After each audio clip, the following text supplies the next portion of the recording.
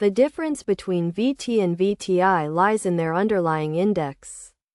VT, or Vanguard Total World Stock, is an ETF that tracks the FTSE Global All Cap Index, which comprises a broad range of stocks in both developed and developing markets globally, providing extensive geographical diversification.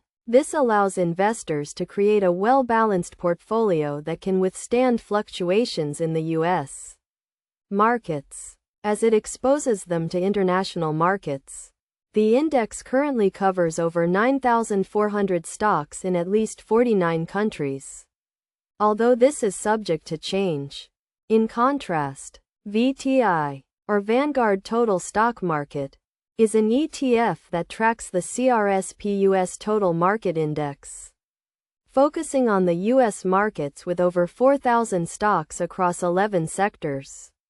While VT offers more extensive geographical diversification, VTI has performed well in the U.S. markets, with increased returns for investors.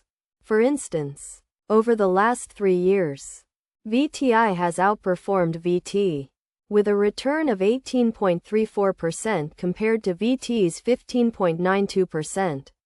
A key difference between the two is their expense ratio, with VT estimated at 0.08% and VTI at 0.03%, making VTI the less costly option, although these ratios are subject to change. Despite their differences, VT and VTI share similar top holdings, including major companies like Apple, Microsoft, Amazon, and Alphabet. They also both have good liquidity due to their relatively low cost compared to other ETFs.